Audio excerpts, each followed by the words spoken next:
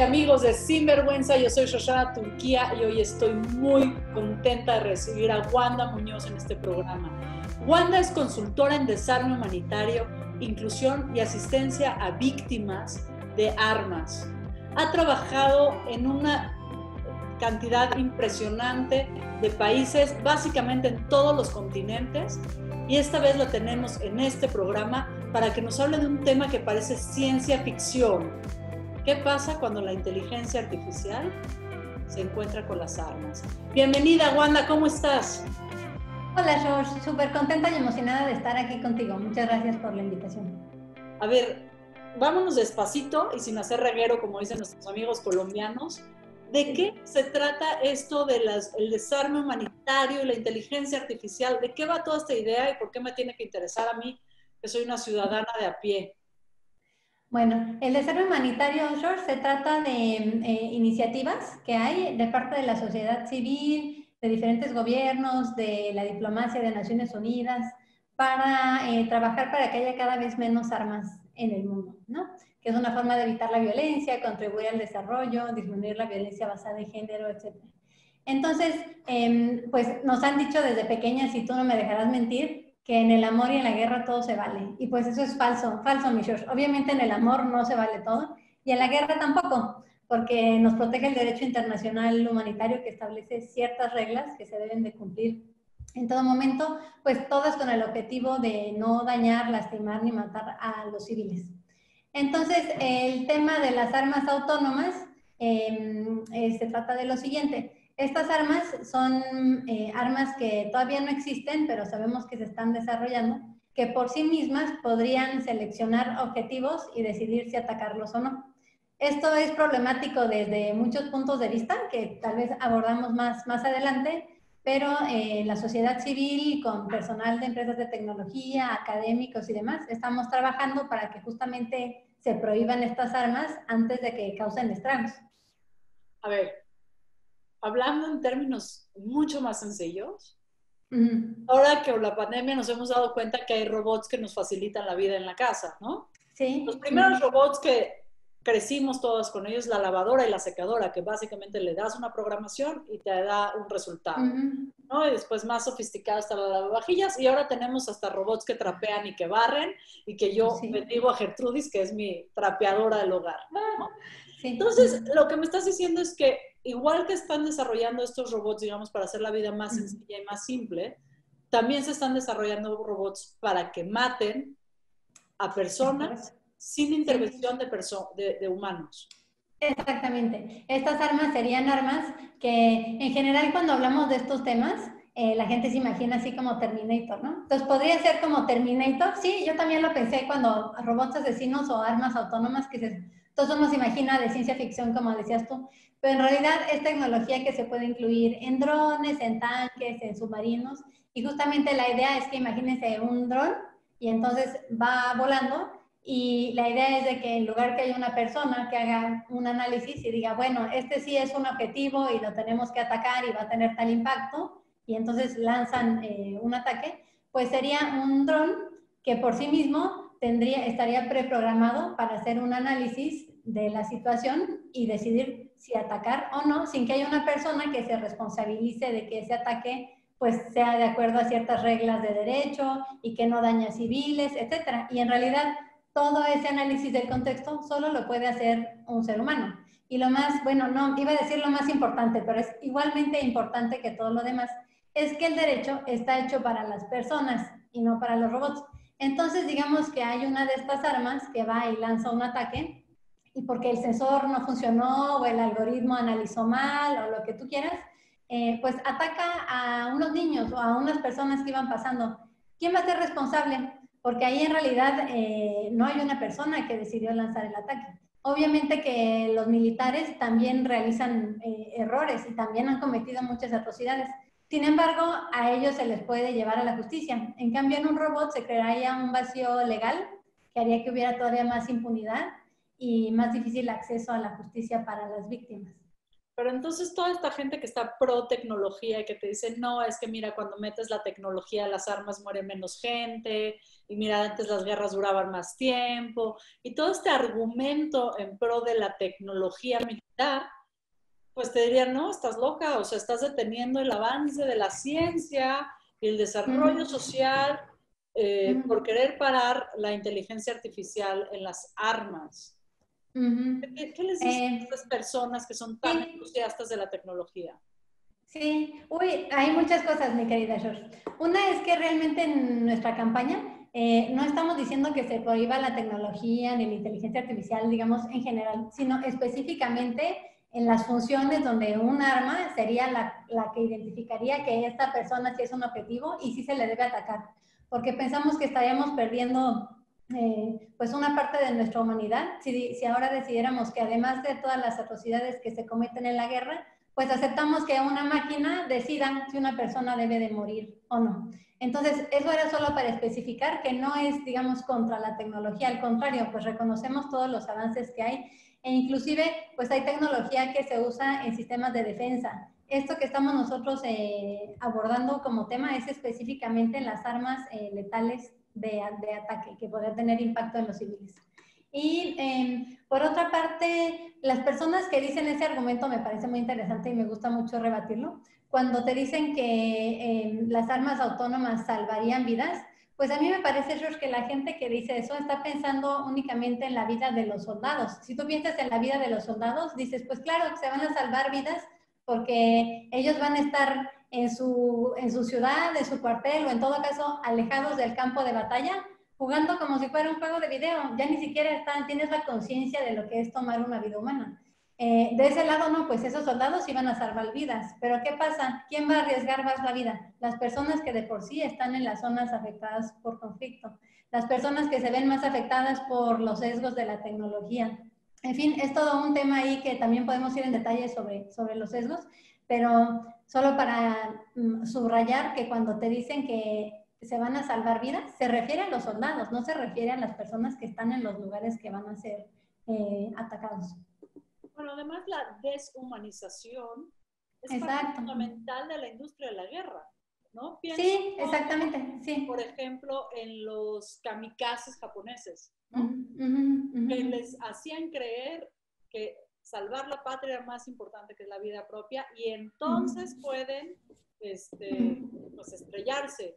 O Sí, los suicidas, los terroristas suicidas, ¿no? Que los deshumanizan tanto, les quitan la posibilidad de su deseo, de su pensamiento crítico y acaban inmolándose en algún lugar. claro, sí, Si sí, ahora le sí. quitas ese poquito de componente ético, me parece que es muy arriesgado. Sí, claro. No, y esa deshumanización viene tanto en los métodos de guerra que son, pues, en sí las armas, como en la deshumanización del enemigo, ¿no? Que se ha usado también en las mayores atrocidades y genocidios de la historia para decir, pues esas personas ya casi ni son seres humanos, ¿por qué te inquietas? Que nosotros pensamos que, pues, es lo que subyace un poco la idea de tener armas autónomas, que es de la vida vale tan poco, que ya ni siquiera hay una persona que tenga que ser responsable de las decisiones que están tomando. Y también, George, hace rato mencionabas que era como, se podría argumentar que era como impedir el avance de la tecnología también en la defensa, pero eso se ha dicho que crearía una desventaja militar de otras armas que ya están prohibidas, como las minas antipersonal, las bombas de racimo, pues más recientemente las armas nucleares. Y entre cada una de esas, pues de esas luchas de la sociedad civil, siempre el primer argumento es, no, esas no se pueden prohibir, porque realmente ese es el arma que yo necesito para poder tener una ventaja militar. Y pues cada vez se ha demostrado que no es cierto. Obviamente nosotros quisiéramos prohibir completamente las guerras y todas las armas, pero sabemos que eso no es realizable, pero lo que sí hemos visto es que hay armas que causan un daño particularmente pues terrible y desproporcionado en los civiles y en los niños y demás, y esas se pueden prohibir y ya se han prohibido varias armas y no hay ninguna razón para que no prohibamos estas antes de que causen esos estragos. Ahora, tú hablas mucho de que haces un trabajo interseccional en América Latina, que Uh-huh. trabajas con diferentes grupos vulnerables porque desde los inicios de tu carrera has trabajado mucho en la inclusión y gente con capacidades diferentes. Uh-huh. Eh, ¿por qué a estos grupos vulnerables les debe de interesar este desarrollo de robots asesinos? ¿Qué es tan Pues importante? mire, sí, no, todo ese tema de la interseccionalidad me parece fascinante porque es donde pues uno empieza a ver que muchas situaciones que viven hoy grupos que han sido históricamente marginados y vulnerados, no es por casualidad. Hay varios sistemas que pues realmente la palabra sí es sistemas de opresión que hacen que las personas en su vida cotidiana pues enfrenten más barreras y más dificultades que el resto de la población. Entonces, que la tecnología no es neutra, de hecho la tecnología va a reflejar y amplificar esa discriminación que existe. Entonces, lo que hemos visto que podría suceder con estas armas es que, por ejemplo, de las personas que trabajan en Facebook, me parece que solo 4% son personas de piel oscura. Ahorita no tengo el dato exactamente de las mujeres, pero también están subrepresentadas en todo lo que tiene que ver con tecnología y en inteligencia artificial. Si pensamos en personas de la comunidad LGBTI, pueblos indígenas, personas con discapacidad, pues esos ni siquiera se analizan si participan o no participan ni en qué porcentaje. Entonces, las vivencias y las experiencias y la forma de ver la vida de estos grupos no se refleja en la tecnología. Entonces, no se refleja de por sí, pero además si tú piensas en una mujer de piel oscura, la discriminación es aún mayor. Y ahí te doy un dato que a mí me parece que es muy claro, y de hecho también hay varios estudios al respecto. Hicieron un estudio hace poco en el Media Lab del MIT, donde ellos trataron de ver qué sucedía con la tecnología de reconocimiento facial. Y entonces ellos encontraron que para identificar a hombres de piel blanca solo tenía 1% de error esa tecnología.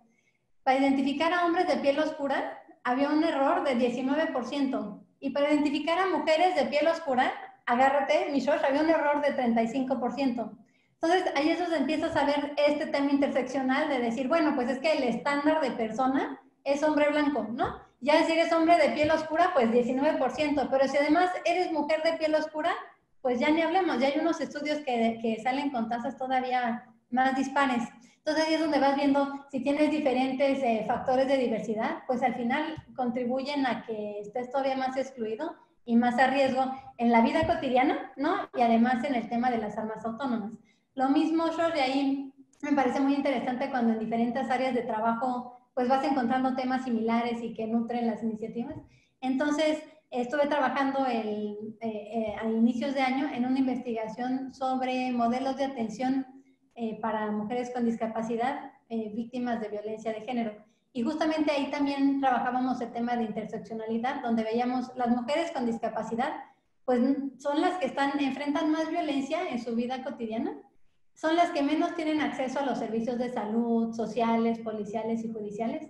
Y ahora si pones a ver mujeres con discapacidad indígenas, mujeres con discapacidad migrantes, mujeres con discapacidad afrodescendientes, los obstáculos son aún mayores.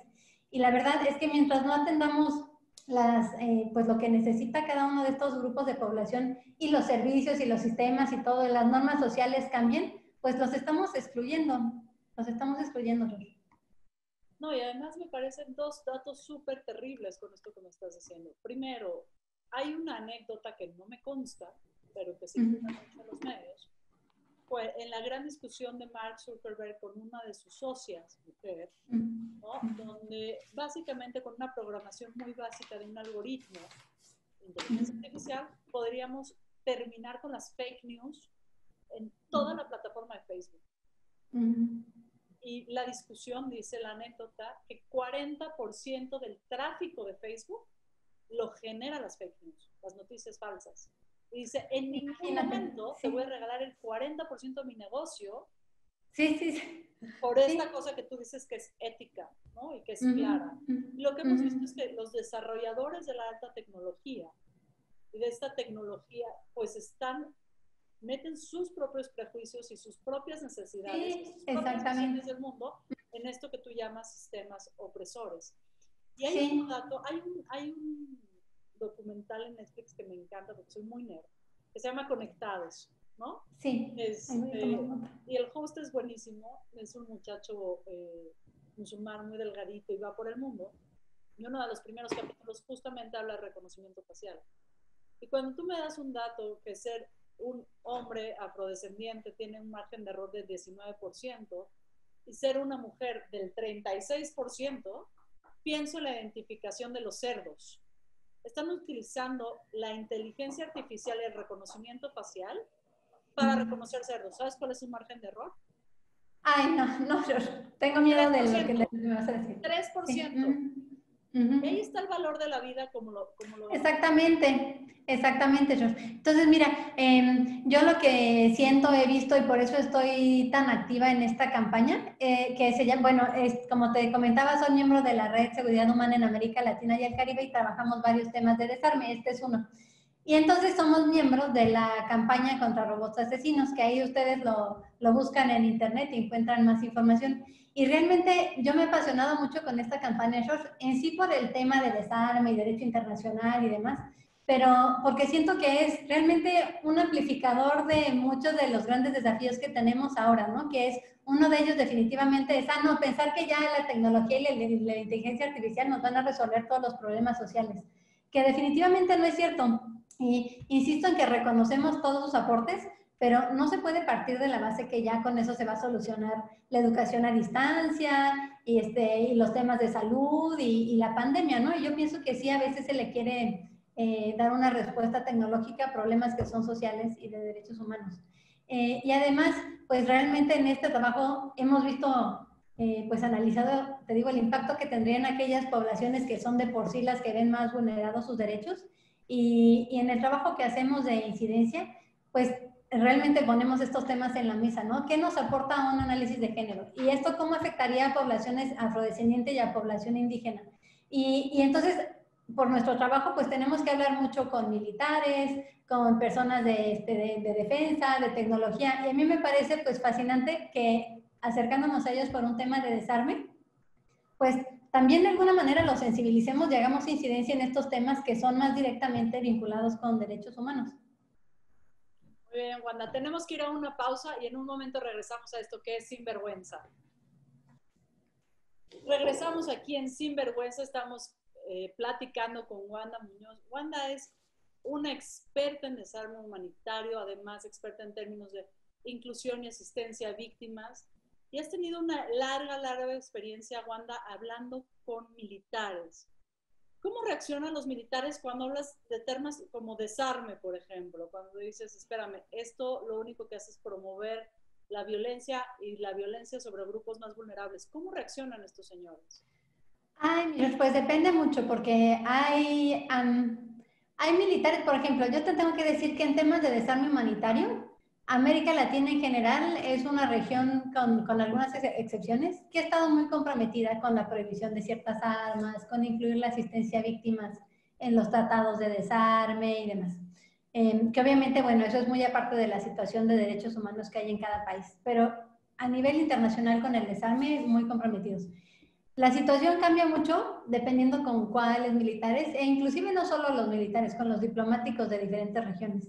Entonces, por ejemplo, dentro de los europeos, donde también hay una gran variedad, generalmente desde el principio a uno lo tachan de, ay, sí, pobrecita pacifista, ¿y cómo crees que se va a poder prohibir algún arma? Pero te cuento más específicamente mi experiencia en un proceso de prohibición de otras armas que son bombas de racimo. Y les cuento que estas también son otras armas terribles. No, sí, de verdad que uno dice, creatividad para crear armas no les falta, ojalá lo aplicaran a otros temas, ¿no?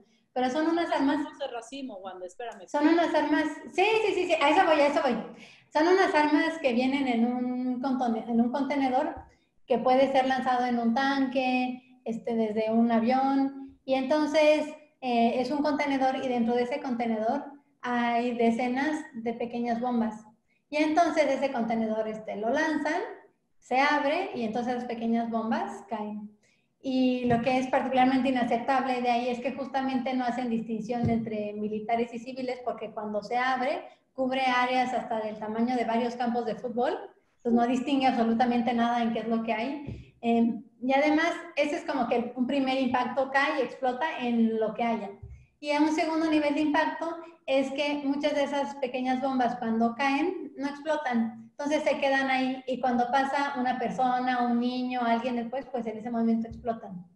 Entonces, estas armas son las que, bueno, afectaron mucho al Líbano y hay en Laos, en Camboya, en Irak, en Siria, pero ahora ya están prohibidas. Y algo bien interesante que quiero contarles, Josh, es que cuando las armas se prohíben, algún tipo de armas se prohíbe, pues en general ya sabemos cuáles son algunos de los países que no quieren adherir a ninguna regla de derecho internacional y no se unen. Entonces, por no decir quiénes, Rusia, Estados Unidos, Corea del Sur, por ejemplo. Y hay veces donde nos cuestionan, bueno, ¿y de qué sirve prohibir estas armas si los grandes países no se van a oír a los tratados? Y mira, George, que por fortuna tenemos ya el presidente de las minas antipersonal y entonces lo que vimos y que ahora está perfectamente demostrado y después lo estuvo con las municiones, las bombas en racimo, es que cuando hay un número grande de países que firman un tratado y que este tratado se dice que pues entra en vigor, los otros países, aunque no hayan firmado ese tratado, tampoco vuelven a usar las armas, porque se crea un estándar internacional al cual, aunque ellos, digamos, legalmente no estén apegados, les impide volver a usarlas. Entonces ya Estados Unidos no ha usado minas de racimo, minas antipersonal ni municiones de racimo. Entonces me parecía importante comentarte eso porque ese es un cuestionamiento que nos hacen muy seguido. Y entonces tenemos la prueba de que si se crea un estándar internacional, las grandes potencias también lo siguen, aunque no se quieran unir. Te voy a hacer una pregunta súper incómoda, sin afán de molestar, pero que me genera mucha curiosidad. Ok, vamos a suponer que las bombas en racimo se prohíben, o las minas antipersonales, o incluso los robots asesinos. ¿Qué haces con lo que tienes en stock? ¿Qué haces con lo que te quedó en el inventario? Ah, Michelle, pues es que en los tratados de desarme humanitario se incluye obligaciones de la prohibición de su uso, su desarrollo y su almacenamiento. Entonces hay una obligación de los estados, bueno, en lo que concierne a minas y municiones de racimo, los estados que son parte de esos tratados, pues tienen la obligación de no producir más y de destruir todas las que tengan almacenadas. Entonces, en algunos casos eso es un proceso bien complicado porque tenían ahí almacenes y almacenes de minas. Y entonces hay procesos para poder deshacerse de ellas con seguridad. Y además tienen la obligación de asistir a las víctimas y de hacer educación en el riesgo, que se trata de trabajar con las poblaciones que están contaminadas por estas armas para que sepan identificarlas y qué hacer si encuentran una y evitar de esta manera pues tener un accidente. Y la otra obligación es justamente la del desminado humanitario, que se llama que así se llama el proceso donde van pues tanto militares como organizaciones de la sociedad civil a retirar todos esos restos explosivos de guerra que han quedado para que las personas puedan volver a vivir ahí en seguridad. Porque en general, digamos, uno se enfoca cuando piensa en la guerra en el impacto en el cuerpo, ¿no? Que es el impacto, el principal y el que más afecta, que obviamente mata a muchas personas, mutila a otras personas pues tienen afectación en los ojos, demás. Pero además, pues interrumpe toda la vida de las comunidades porque ya no se pueden trasladar con seguridad, porque tienen que vivir para siempre con la presión psicológica del miedo de que el lugar donde viven no es seguro, porque ya no, pues cuando es en zonas rurales, ya no pueden trabajar el campo y tiene una afectación también, por ejemplo, en la salud materno-infantil, porque no pueden llegar campañas de vacunación, en fin. Entonces hay muchos esfuerzos que se hacen justamente para terminar de desminar las tierras que todavía están afectadas. Y en cuanto a los robots asesinos, la problemática es un poco distinta porque son armas que todavía no existen. Entonces la configuración, tanto la de la negociación y diplomática como de la implementación, es diferente. Y justamente el argumento que usamos nosotros es que pues ya se han prohibido armas una vez que vemos el impacto terrible que están teniendo en la población. Pero en este caso tenemos la oportunidad de prohibir un arma antes de que empecemos a ver el impacto. O sea, como que, pues, ¿cuántos muertos tienen que haber para que se den cuenta de que realmente no era una buena idea? Y de hecho también en eso hay un precedente que es el de las armas, se llaman armas de láser que causan ceguera, que se prohibieron hace muchos años porque justamente en ese momento se dieron cuenta que era un arma que era inaceptable y que se tenía que prohibir antes ni siquiera de que se empezara a producir. Entonces, la verdad es que en este momento, pues obviamente son temas bien complicados y no es fácil llegar a un tratado de prohibición, pero pues es un poco más fácil que hace unos años porque ya tenemos precedentes que nos indican que es posible si hay la voluntad política de los estados. Entonces, ahora mucho del trabajo que hacemos, Roche, es justamente coordinarnos con con activistas en todo el mundo, que ahora la campaña tiene más de 160 organizaciones miembros en 65 países. Y entonces estamos trabajando en dos vías. Una es trabajar con los diplomáticos para impulsar la necesidad de negociar un tratado, porque hasta ahorita todavía no se está negociando. Se está hablando del tema, pero no hay un proceso de ya, vamos a negociar un tratado. Entonces, una es a impulsar esa vía. Y la otra, pues es trabajar para sensibilizar sobre este tema a personal de empresas de tecnología, a estudiantes, a investigadores que trabajan en temas de inteligencia artificial y más ampliamente de tecnología. Y en general pues no se hacen estos cuestionamientos, porque ahí en realidad son muy pocas las personas que realmente incluyen en sus cursos y en sus carreras y en sus talleres temas sobre ética, temas sobre derecho internacional, ¿no? Para las personas que trabajan en estos temas. Entonces, con mis colegas de América Latina, pero también hay iniciativas en Australia, en Noruega, en Camerún. Estamos mucho dialogando con universidades y en particular pues con los jóvenes para decirles, oigan, miren esta temática que está sucediendo y ustedes, ¿cómo se posicionan? O sea, lo que queremos crear ahí, Shosh, es una conciencia de que hay temas que están sucediendo como este y que también es responsabilidad de cada una y de cada uno de nosotros involucrarnos porque tenemos el conocimiento de lo que está sucediendo y lo que puede suceder. Entonces necesitamos actuar y no dejar que se sigan tomando las decisiones sin nuestra participación. Entonces es motivarlos y vuelvo al tema que mencionaba yo antes, ¿no? Es como que entrar por el tema de armas autónomas, pero más allá de ese tema, pues es decirles, oigan, responsabilícense de lo que está pasando en legislación, en política pública, participen, porque si no participan, alguien más va a tomar esas decisiones por ustedes. Oye, hay otro argumento que me conmueve. Por un lado está el argumento de la ciudadanía, ¿no? Cómo los ciudadanos de a pie podemos exigirle a nuestros gobiernos o a nuestros representantes pues que actúen con un quehacer más ético o más humano, más humanitario, ¿no? No solamente en temas de armamento o temas de guerra, sino incluso en política pública o en política, etcétera. Pero no sería maniatar a los estados al desarrollo tecnológico de armas autónomas, por ejemplo, con el crimen organizado, con grupos terroristas, incluso pienso en el narcotráfico, ¿no? Que tienen mejores equipos que incluso los estados nacionales. En Latinoamérica es clarísimo ese problema. Sí. No, pero si te fijas, Ross, las armas que tienen en general los grupos armados o los grupos ilegales son armas, pues de las que nos hacen mucho saber, son las armas de uso exclusivo del ejército, son armas que ya existen, no necesariamente ellos están desarrollando armas. Entonces, más bien nosotros eso lo vemos como un riesgo. Es decir, en América Latina en general, que nosotros sepamos, no se están desarrollando las armas autónomas, pero sí se están desarrollando o se está viendo que se está yendo el desarrollo hacia allá en Estados Unidos, en Israel, en Francia, en Corea del Sur, Gran Bretaña. Y entonces, pues la región se podría decir, pues a mí qué, allá ellos que desarrollen y yo pues aquí en mi onda. Pero en realidad cuando empiezas a ver ya como de la perspectiva geopolítica y qué podría suceder a partir de lo que está sucediendo ahora y qué ha sucedido en la historia, pues dices, el momento en que algunos países empiecen a desarrollar esas armas, pues esas tecnologías van a salir solo del ámbito militar. Ahí sí podrían caer en manos de grupos armados ilegales e inclusive de la población civil, George. Y uno de los temas que hemos estado también abordando y pensando es qué sucedería, por ejemplo, en la violencia basada en género, si ahora también cualquiera pudiera tener unos dronecitos armados que mandar para vigilar a su novia, a su esposa, o para amenazarla en que, pues a ver, ¿a dónde te vas? Ahí te voy a mandar el droncito que te esté viendo. O sea, cuando te empiezas a verla... Cuando está aquí la violación a toda la privacidad, ¿no? De las personas. Sí. Casos terribles. Ahora yo me imagino el dron del amiguito que le caes mal, ¿no? Exactamente.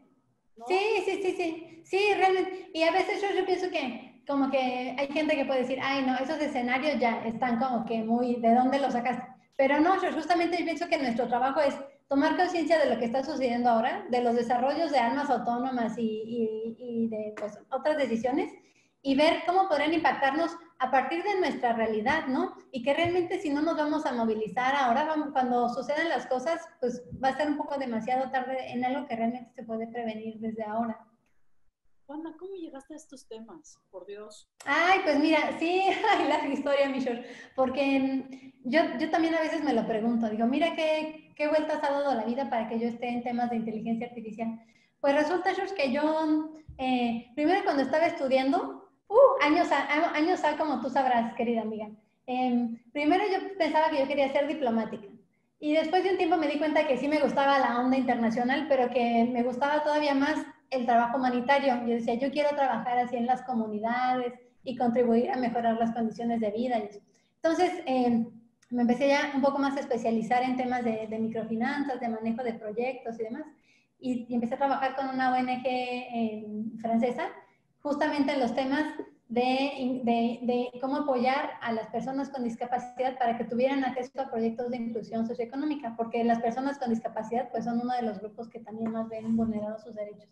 Entonces yo empecé a trabajar en ese tema porque yo venía como de microfinanzas, de inclusión, y pues empecé a trabajar con población con discapacidad y me encantó. Y esa ONG con que yo trabajaba, que se llama ahora Humanity and Inclusion, si la quieren buscar por ahí, había sido fundada por, ya no me acuerdo si 2 o 3 doctores franceses, que ellos tienen y tendrán siempre toda mi admiración, que trabajaban en la frontera entre Camboya y Tailandia cuando estaba todavía el conflicto, acababa de terminar el conflicto. Y entonces ellos vieron ahí cómo llegaba mucha gente que había tenido accidente por mina. Y entonces, bueno, no les voy a contar las consecuencias, pero ellos estaban ahí atendiendo a las personas heridas y apoyándolos para con los medios que tenían ahí poder hacer algún inicio de rehabilitación y de prótesis y demás. Y pues no había la tecnología ni los recursos que hay ahora, entonces ellos trabajaban con los carpinteros de ahí para hacer la prótesis, con el herrero, con tal, y pues así apoyaban a mucha gente. Y entonces, para no hacer el cuento muy largo, después de un tiempo, ellos con otras personas que estaban en otros países, pues constatando lo mismo, dijeron, nosotros podemos seguir aquí, pues aplicando las medidas de primeros auxilios, pero esto está mal. Lo que tendría que pasar es que se tendrían que prohibir estas armas. Claro que en ese momento ellos dijeron, pues no, o sea, que me fumé, no lo vamos a lograr nunca. ¿Quién me va a pero, pelar? ¿quién me va a pelar? ¿Cómo los vamos a convencer? Pero eso es por eso te digo, son como mi inspiración cotidiana, porque dijeron, pues no me importa si no me pelan, pero tenemos que dar esa batalla, o sea, no podemos quedarnos así ante esta situación. Entonces, como ellos hablan mucho de que viene de una cierta indignación ante una situación que no se puede permitir, y entonces, bueno, ya se empezaron a reunir con otras personas que estaban haciendo trabajo similar en Irak, en Mozambique y demás, y sensibilizando a la población de, oigan, miren lo que está sucediendo, y nadie hace nada. Y así, pues se fue dando bola de nieve, empezaron a hablar con diplomáticos y demás, hasta que empezaron, imagínate, invitaron a personas víctimas de mina a que fueran a Ginebra a hablar con los diplomáticos. Entonces había ahí personas que no es lo mismo que uno les esté diciendo, no, miren que sí causan muchos daños y muchos destrozos, a que tú veas ahí a la persona que se quedó sin una pierna o que tiene diferentes afectaciones en el cuerpo y que te digan, ¿cómo me puedes decir tú a mí que estas armas se pueden permitir y que no, y que es normal que se sigan utilizando?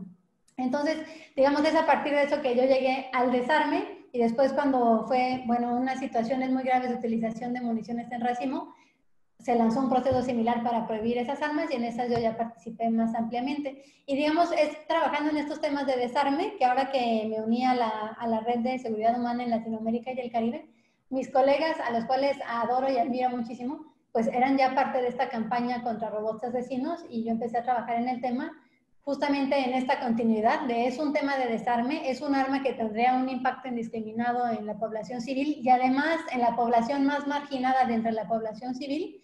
Y así es como empecé yo a trabajar, a aprender sobre inteligencia artificial y qué tiene que ver con el derecho internacional humanitario. ¿Qué te atrae de la inteligencia artificial, Wanda? ¿Qué me atrae? Pues, mira, yo creo que sí tiene mucho potencial, pero que no lo hemos, hasta ahora yo pienso que no se ha utilizado tanto realmente para el bienestar de la sociedad. Yo creo que ha habido mucho desarrollo tecnológico en sí por el desarrollo tecnológico. Obviamente ha habido mucho desarrollo tecnológico por el lado militar, ha habido mucho desarrollo tecnológico también por las empresas y por Silicon Valley, pero yo creo que lo que hace falta es que trabajemos más en cómo podemos hacer para que todo ese desarrollo tecnológico pues aporte bienestar a las personas pues, que más necesitan salir adelante, mi George. Y hay algunas iniciativas, por ejemplo, hay algunos proyectos que están utilizando inteligencia artificial justamente para ayudar a identificar las zonas afectadas por restos explosivos de guerra, porque es un proceso bien arduo. Para una mina, eso puede costar $1 o $2, pero para poder limpiar realmente 1 metro cuadrado, eso vale miles de dólares. Entonces, están utilizando inteligencia artificial en esos procesos. Y también yo sé que hay unos proyectos ahora, por ejemplo, donde se está utilizando inteligencia artificial para identificar con la mayor antelación posible varios factores que puedan causar hambruna. Entonces, pues las hambrunas no llegan de un día para otro, ¿no? Ustedes han visto, no sé si vieron este año últimamente en las noticias, cuando llegan aquellos millones de langostas y devastan todo lo que hay en su camino. Y luego resulta que además hace 2 años que no llueve, ¿no? Y además hay un grupo armado que pues controla esta zona y no deja entrar y salir nada de comercio. Entonces, con inteligencia artificial se pueden ir analizando esos factores de forma en que se empiecen a prender los semáforos y se digan, no, pues esta zona está en riesgo de hambruna. Entonces, hay este tipo de cosas que a mí me parece fascinante. Y ahora hay varias iniciativas y en una de ellas participo yo, que se llama Alianza Global por la Inteligencia Artificial, y yo estoy en un grupo de trabajo de uso responsable de la inteligencia artificial, y justamente pues vamos a empezar a ver cómo podemos lograr o contribuir a que la inteligencia artificial sea más responsable en todo su desarrollo, pero también que empecemos a unir más todo el ámbito de desarrollo y derechos humanos con la inteligencia artificial y podamos ver qué se puede lograr ahí, en lugar de estar invirtiendo los esfuerzos en las armas autónomas. Que eso yo también, pues lo digo regularmente, George.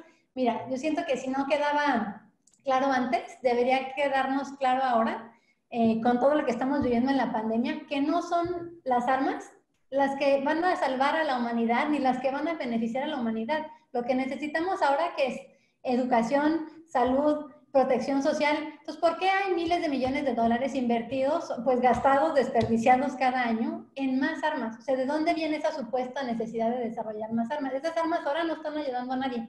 Entonces, también hay un eje ahí interesante que me parece pues importante abordar, Michelle, de en qué se está invirtiendo y por qué y a quién beneficia. ¿Qué has descubierto? ¿Por qué es mucho más importante el presupuesto militar de un país que el de seguridad social o el de salud? Pues ahí yo pienso, bueno, depende de cuál país, pero digamos, hablando de los países que son los que están desarrollando armas autónomas, pues obviamente yo creo que hay quienes realmente sí tienen pues las consideraciones geopolíticas que no se pueden negar. Yo pienso que pues hay también muchísimos intereses económicos y empresas de armamento que hacen un lobby muy fuerte ante los estados e inclusive en algunos casos son financiados por los mismos estados. Y eso se ha visto ahora, también hay el tratado ya se me olvidó el nombre en español, el Tratado de Control de Armas. Y entonces hay varios estados como Canadá que le está vendiendo armas ahora a Arabia Saudita. Siento que ese tratado dice que no se debe de vender armas a países que se haya comprobado que violan los derechos humanos, como Arabia Saudita está haciendo en Yemen, ¿no? Entonces, Michelle, ¿qué te decía yo? Bueno, se me fue el avión. Lo de la geopolítica, obviamente los intereses comerciales, pero yo creo que sí hay algo ahí también que debemos cuestionarnos como sociedad, y que es el tema de la masculinidad tóxica que te he mencionado en algún momento. Yo realmente creo que esa idea de decir necesitamos más armas y más armas y más armas y más, siento que ya los países muchos países están armados hasta los dientes, viene también de una idea de masculinidad tóxica que piensa que todo lo que es protección, seguridad, fuerza, pues es equivalente de ataque y de dañar y de armas. Y no es el caso. Entonces, ahí si les interesa buscar, hay una página también de una organización que se llama Centro de Política Exterior Feminista, y justamente están analizando todo eso desde un lente que te permite ver que igual todas esas decisiones no son al azar, y todo el análisis de género y de qué son, cómo se concibe la masculinidad, también tiene un rol importante que ver ahí, ¿no? Y que debería realmente centrarse en la seguridad humana y en el bienestar humano, y no en la seguridad pues percibida de los estados a través del armamento. ¿Qué es la masculinidad tóxica? La masculinidad tóxica, Michelle, yo creo que muchas de las chicas, señoras, jovencitas que nos están escuchando la han vivido. Pues obviamente yo quiero pensar que tristemente tú y yo también, Michelle, pero son todas aquellas acciones que en alguna sociedad se asocian con lo que es ser hombre, ¿no? Eso es como masculinidad. Y masculinidad tóxica, pues es lo que sucede mucho en América Latina, que el ser hombre se asocia con tomar acciones de riesgo, con ser agresivo, pues con tener actitudes machistas en general. Y entonces estas actitudes se van reproduciendo y no, pues muchas mujeres también juegan un rol en reproducir eso frente a sus hijos, en aceptar actitudes machistas, pero pues eso viene de un sistema que hay desde la colonia, si no antes, donde se ha perpetuado la idea de que todo lo que es hombre vale más que lo que es ser mujer. Entonces, hay varios estudios ahí de Naciones Unidas en América Latina donde te demuestran cómo la masculinidad tóxica afecta en primer lugar a los hombres, que yo creo que muchas veces ellos pues no realizan este análisis y no se dan cuenta, pero porque al tomar actitudes de riesgo de todo tipo, pues mueren más jóvenes, mueren más que las mujeres y pierden de muchas oportunidades económicas y escolares. En fin, no voy a detallar las actitudes y acciones de riesgo, pero a eso se refiere y te digo, viene de asociar la idea de que ser hombre es ser fuerte, es ser agresivo, es menospreciar a los demás, es apabullar a los enemigos reales o imaginarios, y pues eso permea obviamente todo lo que es las cuestiones militares. ¿Cómo está la proporción de activistas y de consultores internacionales en términos de hombres y mujeres que están trabajando en desarme? Ay, Michelle, pues buenísimo tema que abordas. Yo, mira, no te sé decir ahorita como que un porcentaje, pero lo que sí, yo lo he visto, mira, yo empecé a trabajar en estos temas en 2005 más o menos. Yo he visto un cambio bien impresionante entre el 2005 y ahora. Yo creo que poco a poco se han ido abriendo más espacios, pero no es que se hayan ido abriendo espacios para las mujeres como que se abrieron los espacios, sino porque pues hemos ido luchando por esos espacios y por tener un lugar en la mesa, ¿no? Pero es un tema en el que hay muchísimo por hacer, Michelle, tanto del lado de la sociedad civil como del lado de los gobiernos. Si tú ves las mesas de desarme, muchas veces de la sociedad civil no, pero todavía hay veces, inclusive, pues te digo, organizadas por gobiernos o en Naciones Unidas, donde son puros hombres. Y dentro de eso, obviamente, hay veces donde es puros hombres blancos de una cierta edad, europeos y demás. Entonces hay mucho por hacer, pero justamente se han tomado pasos importantes tanto en lo que es un mejor equilibrio entre hombres y mujeres, como en ser más incluyentes de la diversidad, ¿no? Entonces, para incluir también personas de diferentes continentes y que realmente las voces cuenten, para incluir personas con discapacidad, pero definitivamente hay mucho por hacer. Nada más te comento que aquí en la campaña contra robots asesinos ahora justamente tenemos un grupo de trabajo en el cual yo participo para justamente analizar eso y dar recomendaciones y ver que en nuestro mismo trabajo no estemos reproduciendo esos esquemas de exclusión. Pero ahora, en esta campaña, como te digo, realmente se pone mucho enfoque en el tema de género, pues nuestra coordinadora, ella es mujer y hay mucha participación de mujeres también, de personal de empresas de tecnología. Hacemos un esfuerzo en particular por identificar investigadoras que trabajan en estos temas y no irte con lo más fácil, que yo tengo, por ejemplo, contacto como con 12, 15 investigadores en México y solo ahora 2 son mujeres. Pero lo normal, y si tú vas pidiendo contactos, pues en general tienes hombres.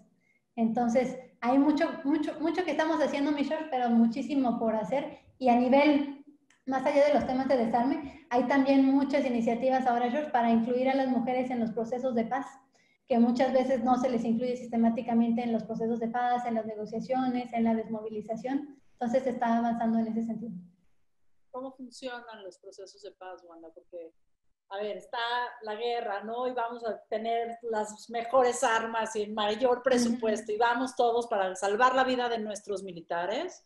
Después están estos grupos que dicen, no, a ver, estas armas de plano no juegan y estas armas no deberían de jugar, pero estas de plano no juegan, ¿no? Y ahí los veo. Y después está del otro lado los procesos de paz. ¿Cómo funcionan? Si es que funcionan. Ay, Michelle. No, ahí sí me haces una pregunta más complicada. ¿Puedo sacar un comodín y llamarle a alguien que me dé esa respuesta? Exacto. No, Sí, no. Pues son procesos muy complicados. Mira, yo no sé inclusive si se pueda generalizar, porque los procesos de paz que ha habido pues en los países de la ex Yugoslavia, con en Camboya, con Ruanda, con en Colombia, pues cada uno es muy distinto y muy específico, ¿no? Lo que sí yo creo que lo que es fundamental y todavía falta, bueno, es tanto la participación de las mujeres como, como la implementación de las negociaciones de paz, porque pasan muchos años para empezar las negociaciones, para realizar las negociaciones, se firman los acuerdos, en lo que se firman los acuerdos, hay veces donde un grupo u otro ya decidió que era disidente y que ellos siempre no querían participar en las negociaciones, y a la hora de implementarse, se empiezan a ver muchas fallas, de que no hay financiamiento, de cómo se trabaja en la desmovilización de los soldados o de los paramilitares o de los grupos armados que llevan pues básicamente toda su vida viviendo en situaciones de violencia, que no han tenido acceso a educación, y cómo haces para transformar esa mentalidad en personas que quieren pues estudiar, trabajar, integrarse, y no nada más, digamos, la de ellos, porque en general uno pone como que, ay, ellos no hacen el esfuerzo de integrarme, pero cómo transformas toda la sociedad para que la sociedad esté lista para acoger a las personas que estuvieron en el conflicto, pues a los perpetradores de violencia, pero a las víctimas de la violencia, que también son miles, cientos de miles, millones si hablamos a nivel mundial, y que también están en situaciones de desplazamiento, de violencia basada en género y demás, y que en los momentos de la implementación de los procesos de paz, pues falta mucho a la hora de realmente movilizar los recursos para sacar los temas adelante. Pero no quiero ser negativa porque si bien hay muchos desafíos, los esfuerzos ahí están y hay muchas personas trabajando, obviamente pues de la comunidad internacional, pero lo que es importantísimo subrayar es que todos esos esfuerzos pues van a ser exitosos si vienen de la comunidad y forjados en los valores, en las prioridades de las comunidades, porque luego se hace como que eh, como que se le da mucha luz al trabajo que hacen las organizaciones extranjeras, que obviamente es importante, pero si eso no está fundado en las organizaciones de base, ¿no? Pues eso no va a ir a ningún lado. O sea, tenemos que permear de abajo hacia arriba, no hay de otra. No hay de otra, mi George. Puede haber de otra que en este momento tú digas, bueno, vamos a hacerle así porque ahorita hay una emergencia, pero eso en general no es, para empezar, no es sostenible, pero por otro lado, eso nada más va replicando la idea de que va a llegar un extranjero, un europeo, alguien del exterior, ay, como que a salvar, ¿no? A la pobrecita gente que no sabe ni qué hacer. Entonces, eso sí, realmente lo que puede suceder es que uno esté replicando esquemas coloniales, opresivos, racistas, en lugar de realmente estar aportando algo. Pero cada vez hay más gente movilizada, George, también en el sur global, para que esto deje de suceder así, que realmente sea algo más colaborativo. ¿Y me vas a preguntar el sur global? ¿O? Hay una canción de que para venir al sur, ¿no? Que luego te la platico. Pero a ver, bueno.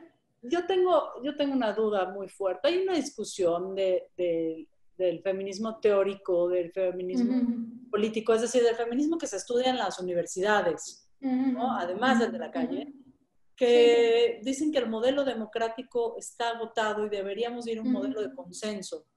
Es decir, no solamente que una mayoría vote y se ponga de acuerdo y una minoría acate la decisión de la mayoría, sino pasar a un consenso pleno donde todos los participantes de la sociedad estuvieran de acuerdo en esa política. Con tu experiencia y también con tu esperanza, porque uno no es activista y no es consultor, sino tiene una buena dosis de esperanza, ¿qué tan viable crees que el consenso supla el modelo democrático o se le une al modelo democrático?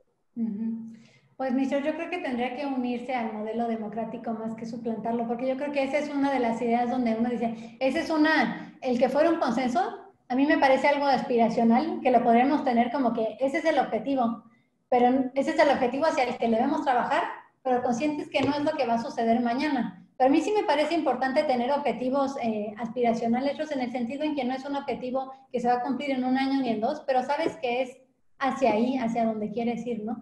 Entonces, yo creo que se podría decir, e inclusive no estoy segura que tampoco en países como Finlandia o Nueva Zelanda uno realmente puede decir que sea por consenso, ¿no? En todas partes se cuecen habas, pero yo creo que yo creo que sí deberíamos ir hacia allá, pero más bien deberíamos pensar cómo podemos empezar a poner los bloques, las iniciativas, los mecanismos de participación, de creación de cultura política no necesaria para avanzar en ese sentido, estando conscientes que no necesariamente vamos a llegar ahí mañana.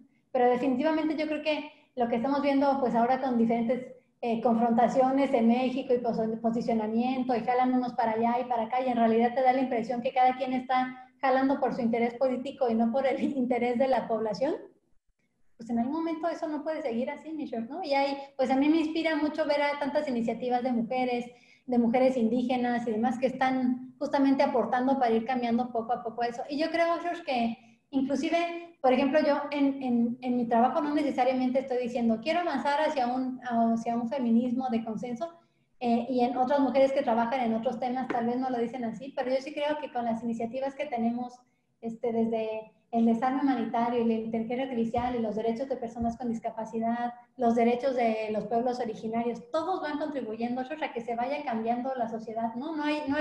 Yo creo que no hay una sola acción que podría decir, si logramos esto, con eso se resuelve. Pero el chiste es que todos avancemos en los temas que nos apasionan, en los que sabemos, en los que queremos construir redes con otras personas, y con todo eso, poco a poco, se va cambiando la sociedad, George. Pues no es nada más mi esperanza, yo realmente creo que sí van cambiando las cosas.